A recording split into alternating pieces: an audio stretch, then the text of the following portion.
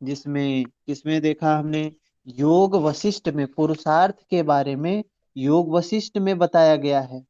और कहाँ पे बताया गया है? अभी महाभारत में भी पुरुषार्थ चतुष्टय का वर्णन किया गया है। पुरुषार्थ चतुष्टय का वर्णन महाभारत में भी किया गया है। उसके बाद और कहाँ पे किया गया है, कोई बता सकता है? पुरुषार्थ चतुष्टय का वर्णन एक किसी और ग्रंथ में है, जो हम बताएंगे आपको।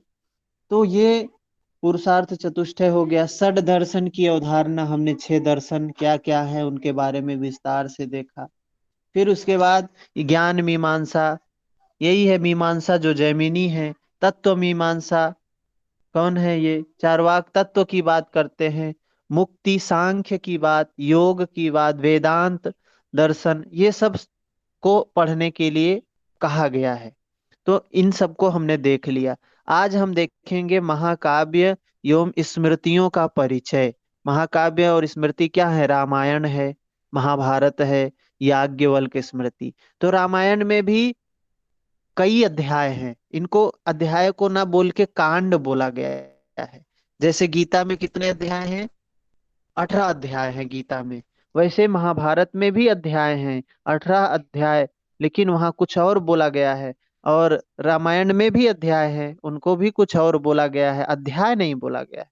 याज्ञवल्क्य स्मृति। तो आज हम इन तीनों को समझेंगे। और नारद भक्ति सूत्र, संत साहित्य में कबीरदास, तुलसीदास, सूरदास, इनको कल समझ लेंगे हम लोग, क्या हमारे लिए कितने जरूरी हैं ये। बस इंट्रोडक्शन ही जानना है इनके लिए, इनके अंदर की बातों को नहीं जानना है हमें। तो इस तरीके से हम पूरे सिलेबस को धीरे धीरे कंप्लीट कर लेंगे। और हमने ज्ञान योग, भक्ति योग, कर्म योग, राजयोग, ये सब तो समझ ही लिया है क्या है, हठ योग क्या है। फिर जैन और बौद्ध मत में योग के तत्व। तो ये छोटे छोटे अलग अलग पॉइंट हैं जो कई जगह पे दिए हैं। तो सब मिला के हमको इनको समझना है, एक यूनिट है ये सब। इसमें से भी प्रश्न, 10 प्रश्न बनते हैं। अब कहाँ से पूछ लें कोई पता नहीं, इसलिए हम किसी छोटे से भी पॉइंट को छोड़ नहीं रहे हैं। सारे पॉइंट को हम कर रहे हैं एक तरफ से। कल हमने शाम की क्लास में वैदिक वांग्मय देखा, जिसमें वेद, 4 वेद हैं, 4 उपवेद हैं, 4 वेदों के उपखंड हैं। और 4 ऋत्विक को देखा, वेदांग को देखा, वेद त्रयी देखा। फिर उपनिषदों के बारे में भी थोड़ा सा हमने समझा था। आज हम करते हैं रामायण की बात। रामायण सबको पता है, हमारे भारत के महत्वपूर्ण व्यक्तित्व हुए, जिनको हम लोग पूजनीय हैं, हमारे लिए भगवान बोलते हैं हम सभी। भगवान राम, कहाँ के, कहाँ इनका जन्म हुआ था? तो बहुत हम सौभाग्य से, हमारा जन्म स्थान भी वही है, भगवान राम की नगरी अयोध्या। तो ये अयोध्या से संबंधित थे भगवान राम, और दशरथ जी के पुत्र थे। तो रामायण किसने लिखा है? कोई बता सकता है किसने लिखा है रामायण? वाल्मीकि। वाल्मीकि। तो हमें सिर्फ इनका इंट्रोडक्शन सभी का जानना है कि रामायण किसने लिखा है।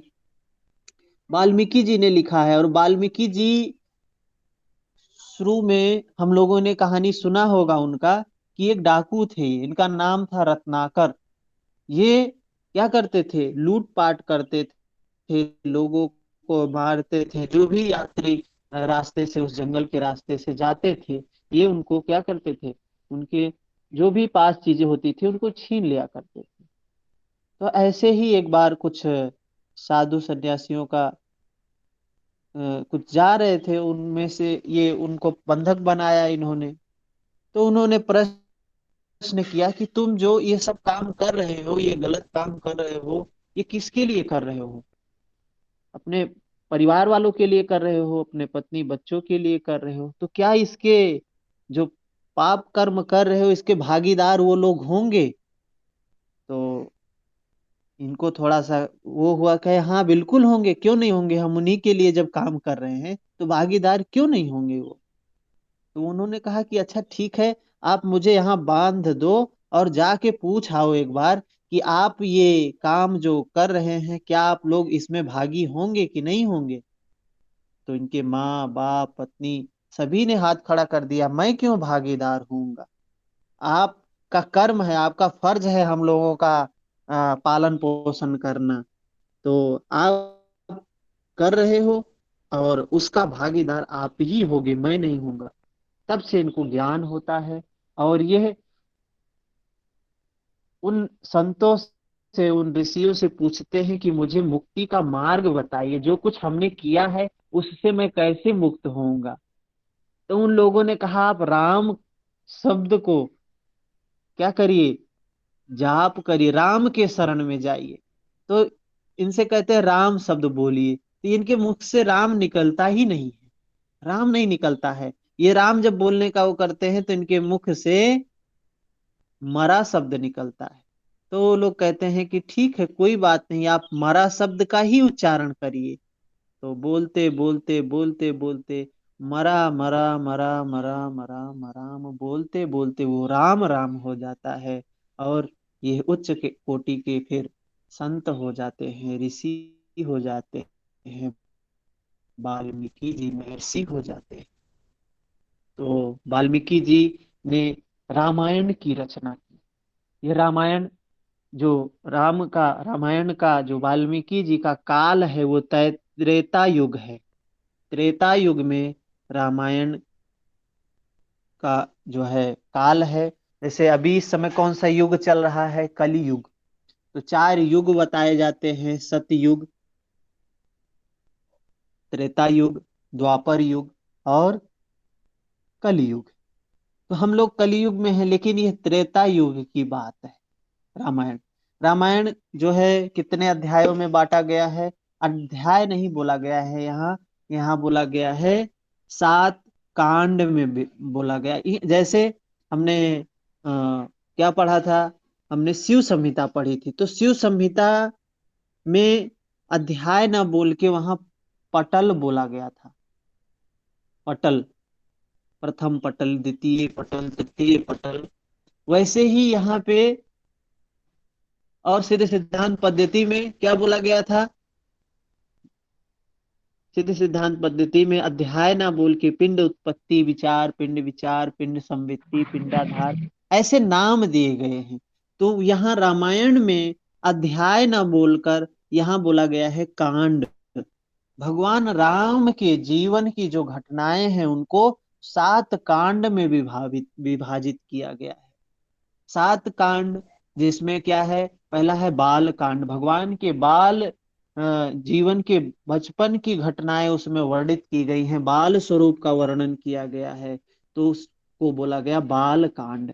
अयोध्या कांड है, नाम से ही थोड़ा बहुत स्पष्ट होता है, अयोध्या कांड है मतलब बाल कांड के बाद की जो चीजें हैं वो अयोध्या कांड के अंतर्गत आती है। फिर उसके बाद आया अरण्यक कांड, जो जो हमारे इस उसमें शामिल है। अरण्य कांड सबसे छोटा है, अरण्य कांड सबसे छोटा है और ये हमारे सिलेबस का पॉइंट है जो है यही है अरण्य कांड। अरण्य कांड के रूप बारे में हमें थोड़ा सा इंट्रोडक्शन समझना है।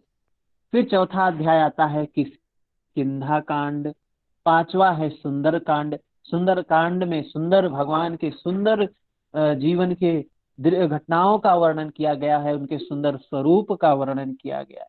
फिर लंका कांड, लंका कांड सबसे बड़ा कांड है। लंका कांड में जानते हैं हम लोग क्या हुआ, उसमें युद्ध हुआ, भगवान राम रावण का युद्ध होता है। और क्या स्थितियां हैं हम लोगों ने सुना है या सीरियल के माध्यम से देखा है। उत्तर कांड जो अंतिम कांड है। तो 7 कांड में विभाजित है, ये पता होना चाहिए। और यह रामायण अवधी भाषा में लिखा गया है। यह लखनऊ क्षेत्र, अयोध्या का क्षेत्र, ये अवध क्षेत्र बोला जाता है। और यहाँ की जो भाषा है, हम लोग की गांव की जो भाषा है वो अवधी भाषा है, अवधी भाषा बोली जाती है। हर गांव की एक कहते हैं कि थोड़ी थोड़ी दूरी पे भाषाएं बदल जाया करती हैं। तो ये हम लोगों के गांव की जो भाषा है वो शुद्ध अवधी भाषा है। तो ये ये रामायण भी एक जो लिखा। एक क्वेश्चन पूछना था। ये रामायण जी अवधि में जी। लिखा गया है या संस्कृत में या फिर रामचरितमानस अवधि में लिखा गया ये रामायण भी शायद अवधी भाषा में ही है। अगर है? एक किसी बार को स्पष्ट सर हो ये तो बताएं। संस्कृत में सर है। सर वाल्मीकि रामायण संस्कृत में है सर। अच्छा अच्छा अच्छा। जी, ठीक है, ये तो स्पष्ट है कि वो तुलसीदास जी की संस्कृत जो, में है। हाँ, रामचरित, हाँ तो ठीक है। ये संस्कृत में वाल्मीकि रामायण संस्कृत में है। और तुलसीदास जी ने जो रामचरितमानस लिखा है